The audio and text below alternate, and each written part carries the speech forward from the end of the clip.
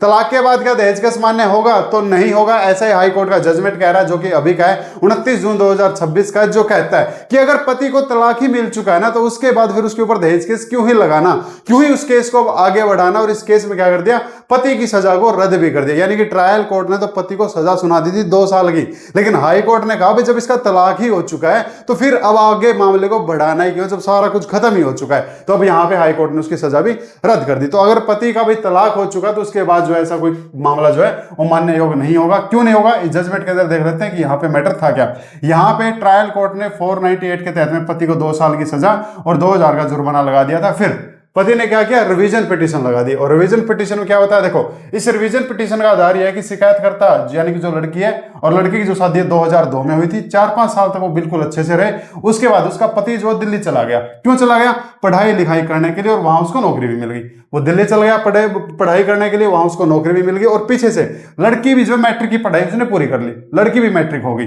अब जैसे वो दिल्ली से आया तो फिर उसने बात करना बंद कर दिया अपनी पत्नी से, और उनके ससुराल वालों का व्यवहार भी बदल गया, जिन्होंने दुर्व्यवहार, गाली गलौच और मार पिटाई जो शुरू कर दी।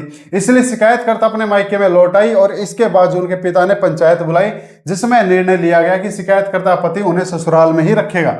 तदनुसार शिकायतकर्ता अपने ससुराल गई, लेकिन आरोपियों ने उन्हें हीरो होंडा मोटरसाइकिल और 2 लाख रुपए नगद दहेज में मांगना जो है शुरू कर दिए। उन्हें ताने मारे जा रहे थे और प्रताड़ित किया जा रहा था। अगर उनके पति ने अभी शादी कर ली होती तो उसको 2 लाख रुपए लाकर देता और दहेज के रूप में जो है भाई उसको 10 लाख रुपए भी दिए होते। यानी कि अगर वो अब शादी करता ना, क्योंकि अब तो पढ़ लिख चुका है, नौकरी लग चुका है, तो अब उसको तकरीबन 10 लाख रुपए दहेज मिलता। लेकिन तुम लोग तो जो है 2 लाख रुपए भी नहीं दे सकते, एक हीरो होंडा मोटरसाइकिल भी नहीं दे सकते। तो ऐसे ताने उसके ऊपर जो मारने स्टार्ट कर दिए। उस लड़की के गहने भी छीन लिए और उसके ऊपर जो 13/5/2010 को आरोपियों ने हमला भी किया, जान से मारने की कोशिश भी की, और वो फिर जो अपने मायके चली गई। और फिर वहां पे जाके उसने मुकदमा दर्ज करवा दिया 323, 498, 379, 506 और 34 का मुकदमा दर्ज करवा दिया। ये आपको पता ही है, 323 मार पिटाई के लिए होता है, 498 दहेज के लिए तंग परेशान करने के लिए, 379 चोरी का होता है, 506 जान से मारने के लिए, और 34 का मतलब है इस मुकदमे में 1 से ज्यादा लोग शामिल है जिनके ऊपर बराबर केस जो है लगे हुए हैं। ये एक केस का ब्रीफ था, आप समझ गए होंगे कि मेन मुकदमा जो है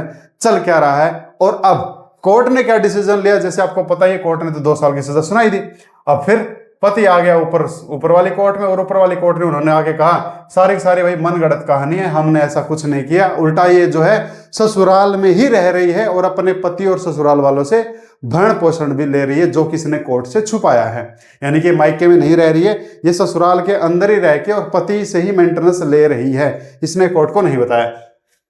निचली अदालत ने गवाहों को मद्देनजर रखते हुए उसको दोषी करार कर ही दिया।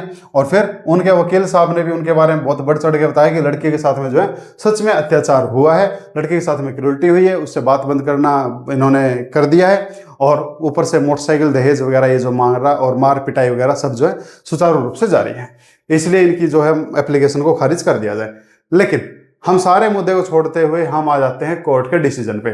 कोर्ट इसमें क्या डिसीजन लेता है, एक चीज और मैं आप सबको बता देता हूं, अगर किसी के ऊपर सच में झूठा केस लगा हुआ है ना, तो उसमें घबराने की जरूरत नहीं होती है कि भाई मेरे ऊपर झूठा केस लगा हुआ है तो मैं कैसे निकलूंगा, कैसे बचूंगा। उसके बहुत सारे तरीके होते हैं।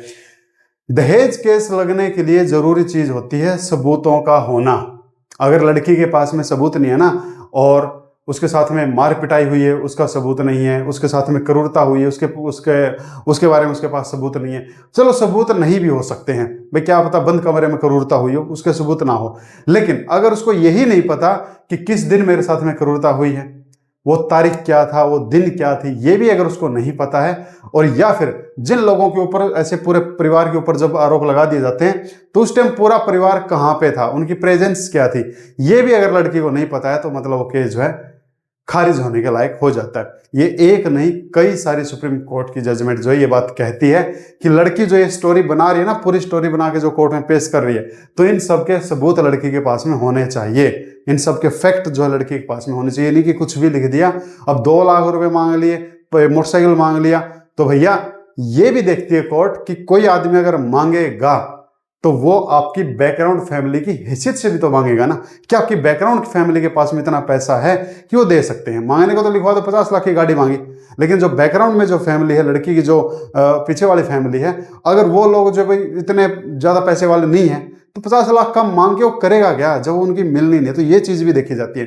एक केस था सुप्रीम कोर्ट का, उसके अंदर सुप्रीम कोर्ट ने ये डिसाइड किया था कि जो आदमी आपसे दहेज मांग रहा है क्या उसको वो दहेज काम आएगा कि नहीं आएगा। जैसे कि केस में एक लड़की ने जो था अपनी देवरानी का नाम लिखवा दिया कि मेरी देवरानी जो है वो मेरे से दहेज मांगती है।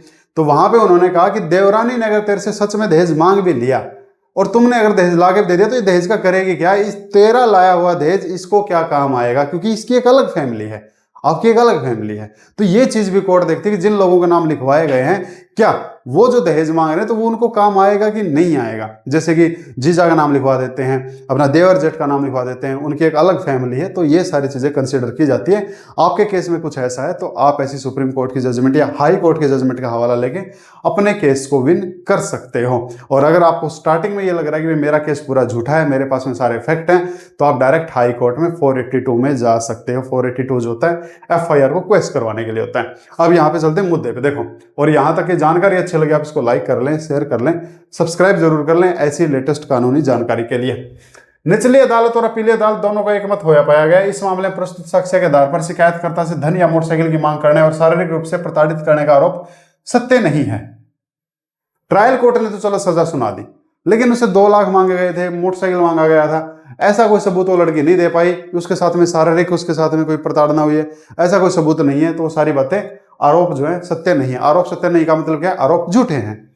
निचली अदालत ने शिकायत करता है मुख्य प्रशिक्षण में दर्ज साक्ष्यों पर भरोसा करते हुए उनकी जिरह में सामने आए तथ्यों पर विचार किए बिना आरोपियों को आरोपित अपराधों के दोषी ठहरा दिया। यानी कि उसने क्या है, ना तो उनकी आर्ग्यूमेंट सुनी, कोर्ट कह रहा है, मैं नहीं कह रहा हूं, उसकी जिरह में सामने आए तथ्यों पर विचार किए बिना, जो आर्ग्यूमेंट हुई थी ना लड़का लड़की के बीच में, कोई तो बात सामने आई होगी, उसको उन्होंने इग्नोर कर दिया और डायरेक्ट लड़के को सजा सुना दी। किसने? ट्रायल कोर्ट ने। और ये ट्रायल कोर्ट की गलती है।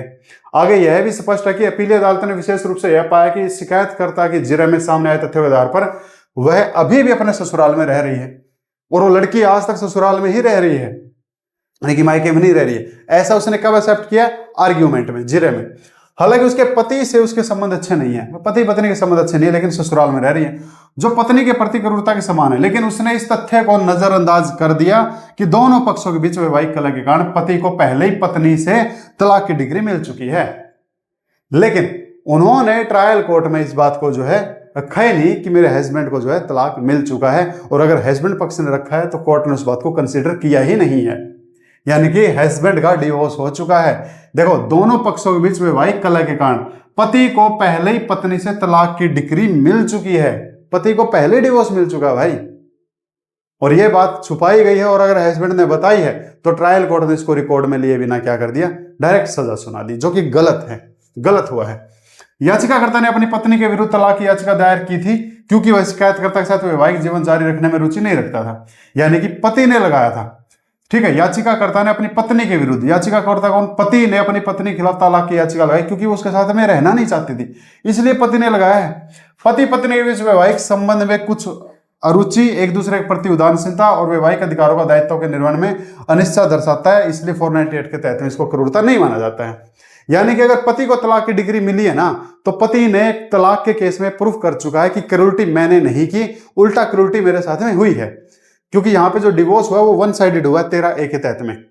और 13A के तहत में अगर पति ने लगाया तो बर्डन ऑफ प्रूफ भी पति के ऊपर होगा कि मेरी पत्नी ने क्रूरता की है, तो किस हिसाब की क्रूरता की है, और वो क्रूरता प्रूफ हुई है, तभी पति को यहाँ पे डिवोर्स डिग्री मिली है। अदरवाइज डिवोर्स डिग्री ऐसे नहीं मिलती है, प्रूफ किया तभी तो मिली है। तो इसका मतलब क्रूरता जो है पति के साथ है, ना कि पत्नी के साथ में, इसलिए 498 के अंतर्गत दंडनीय क्रूरता नहीं माना जाएगा। और इस चीज को नजरअंदाज किसने कर दिया? ट्रायल कोर्ट ने, और पति को सजा सुना दी। एटलीस्ट उनको देखना चाहिए कि जो बंदा डिवोर्स केस में क्रूरटी प्रूफ कर चुका है कि मेरे साथ हो रही है, मैं नहीं कर रहा हूं, तो फिर उस चीज को यहाँ पे कंसिडर हम कर सकते हैं। ये सेक्शन होते हैं, एक सेक्शन है 37 BSA का, उसमें हम इस चीज का यूज करते हैं, यानी कि हमारी जो अदर केस की जजमेंट है वो हम अदर केस में यूज कर सकते हैं। 37 के तहत में BSA का सेक्शन होता है। तो इस यहाँ पे फिर कोर्ट ने क्या कर दिया, भाई इस लड़के को गलत सजा मिली है, ये बेचारा गलत फंस गया, इसलिए हम इसकी दोषसिद्धि और सजा क्या करते हैं, रद्द करते हैं, और इस पुनरीक्षण याचिका को, रिवीजन पिटीशन को स्वीकार किया जाता है। और ये आपकी जजमेंट आ गई जनाब 29/6/2026 की। देखो, अब सिस्टम की थोड़ी सी गलती और भुगतना किसको पड़ रहा है, आप देख रहे हो। खुद हाई कोर्ट कह रहा है कि ट्रायल कोर्ट ने आर्ग्यूमेंट में जो चीजें बाहर आई हैं उनको कंसिडर ही नहीं किया, जो फैक्ट है मैंने उनको कंसिडर नहीं किया, बंदे को डायरेक्ट सजा सुना दी। तो एक सिस्टम की गलती लड़के को भुगतने पड़ रही है, तो ये गलत है। और एटलीस्ट कोई आदमी आपके ऊपर भरोसा करके आ रहा है कि कोर्ट है, यहाँ पे मेरे को न्याय मिलेगा, वो कोर्ट उसके सबूत ही नहीं देख रही है, उसके फैक्ट नहीं देख रही है। और ये मैं नहीं कह रहा हूँ, ये हाई कोर्ट की जजमेंट कह रही है, आपने भी पढ़ा है। तो अब ये देख लो कि फिर कहीं ना कहीं गड़बड़ है। तो उम्मीद करूंगा ये जानकारी आपको अच्छी लगी होगी। अच्छी लगी आप इसको लाइक कर लें, शेयर कर लें, सब्सक्राइब कर लें। इसके ऊपर आपका क्या कहना है, कमेंट बॉक्स खुला है, आप कह सकते हो। Thank you.